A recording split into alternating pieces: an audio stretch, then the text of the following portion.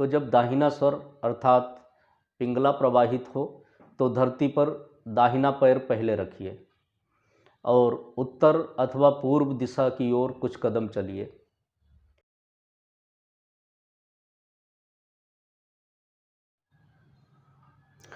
आज स्वर विज्ञान के अंतर्गत जो श्रृंखला चल रही है उसमें जो विषय है वो है किसी भी कार्य करने के पूर्व स्वर परीक्षा, जिससे कि कार्य की सफलता सुनिश्चित हो सके।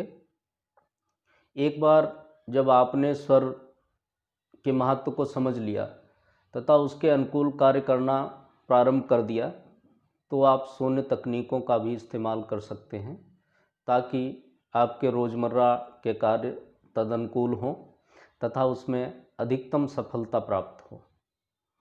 इस प्रयोजन को दृष्टिगत रखते हुए स्वर शास्त्र कहता है कि सुबह जिस समय हम सोकर जागते हैं, शैया त्याग करते हैं, उस समय धरती पर पहले वो पैर रखिए जो स्वर चल रहा हो।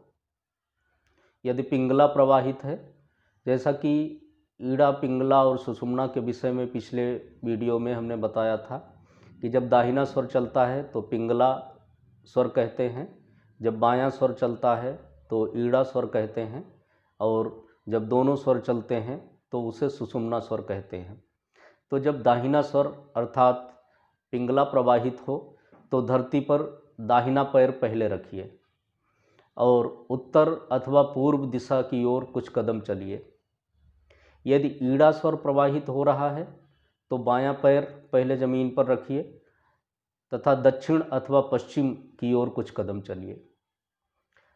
जिस समय पिंगला प्रवाहित हो उसी समय कार्य आरंभ कीजिए तो कार्य की सफलता सुनिश्चित हो जाती है।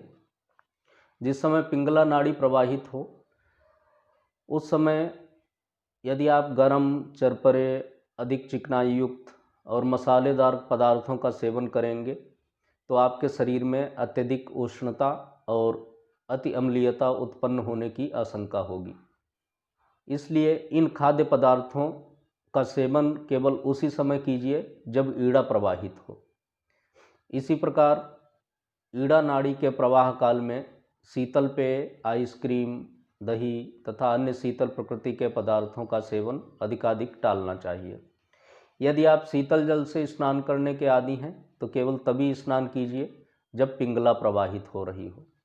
इसी प्रकार यदि आप गर्म पानी से स्नान करने के अभ्यस्त हैं तो उसी समय स्नान कीजिए जिस समय ईड़ा स्वर प्रवाहित हो रहा हो अर्थात चंद्र स्वर अर्थात बायां स्वर चल रहा हो। स्वर चिंतामणि तो यहाँ तक परामर्श देता है कि दीर्घ और लघु संका के पूर्व भी स्वर की जांच करनी चाहिए। लघु संका अर्थात मूत्र त्याग ईड़ा काल में स्वास्थ्यप्रद माना गया है। कदाचित शरीर में प्राण प्रवाह बाधित हो और लघु संका निवारण की तीव्र प्रेरणा बार बार हो, उस समय यदि दाहिना स्वर सक्रिय हो तो ये चिंता, परेशानी तथा मानसिक उद्विग्नता का संकेत होगा। उचित क्रम तो ये है कि प्रथम मूत्र, फिर मल और अंत में वायु निष्कासन होना चाहिए। यह किसी भी योजना में सफलता का प्रतीक होगा। यदि किसी भी व्यक्ति में शौच के समय प्रथम मूत्र त्याग होता है, फिर मल त्याग होता है, अंत में वायु निष्कासित होती है, तो उसका शरीर संपूर्ण रूप से स्वस्थ माना जाता है और वो व्यक्ति जिस भी कार्य को हाथ में लेता है उसमें निश्चित रूप से उसको सफलता मिलती है। यदि ऐसा नहीं है तो फिर ये दर्शाता है कि ईड़ा और पिंगला का संतुलन बिगड़ गया है अथवा शरीर में कोई गड़बड़ी है। यात्रा पर प्रस्थान करते समय घर से बाहर पहले वही पैर रखिए जो स्वर प्रवाहित हो। यदि इस समय पिंगला प्रवाहित है तो दाहिना पैर उठाइए। यदि किसी व्यक्ति का से आपका झगड़ा अथवा विरोध है और आप उससे सुलह सफाई करना चाहते हैं तो उसकी तरफ बढ़ने के लिए पहले वही पैर आगे बढ़ाइए जो स्वर उस समय चल रहा है। उससे जितनी देर वार्तालाप चले उसकी तरफ शरीर का वही भाग सामने रखिए जो स्वर उस समय निष्क्रिय है। इसके विपरीत आदेश देते समय सामने वाले व्यक्ति को अपने प्रवाहित स्वर वाले शरीर के अंग के सम्मुख रखिए। स्वर स्वास्थ्य का जो रहस्य है वो ये है कि स्वर चक्र का एकांतर क्रम से बदलता रहना हमारे शारीरिक और मानसिक स्वास्थ्य का दर्पण होता है। जैसा पिछले वीडियो में बताया था कि प्रत्येक स्वर 1 घंटे के अंतराल पर बदलता रहता है। यदि इस प्रकार से चक्र चल रहा है तो ये हमारे उत्तम स्वास्थ्य को दर्शाता है। यदि एक ही स्वर लगातार लंबे समय तक प्रवाहित रहे तो यही इस बात का संकेत होता है कि हमारे नाड़ी मंडल पर अत्यधिक दबाव पड़ रहा है तथा मस्तिष्क का एक ही गोलार्ध कार्यशील है। यदि इस प्रकार लंबे समय तक ईड़ा नाड़ी प्रवाहित रहे तो इस बात का सूचक है कि हमारे मन में असंतुलन आ गया है, और यदि पिंगला प्रवाहित रहे तो यह दर्शाती है कि प्राणिक शरीर में किसी प्रकार का असंतुलन या असामंजस्य उपस्थित हो गया है।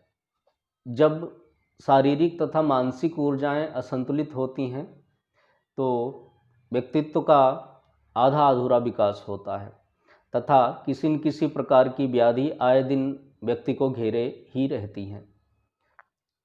बीमारी का स्वभाव तथा लक्षण सामान्यतः इस बात का संकेत करते हैं कि कौन सा स्वर आवश्यकता से अधिक सक्रिय है, अथवा अन्य शब्दों में यह कि शरीर में किस ऊर्जा की अधिकता है। जिन व्यक्तियों में ईड़ा नाड़ी अधिक प्रवाहित होती है उनमें मोटापा, अपचन, अतिसार, हैजा, क्षुधानाश, श्वासोच्छ्वास की गड़बड़ी, पौरुषहीनता जैसी शिकायतें अक्सर देखने में आती हैं।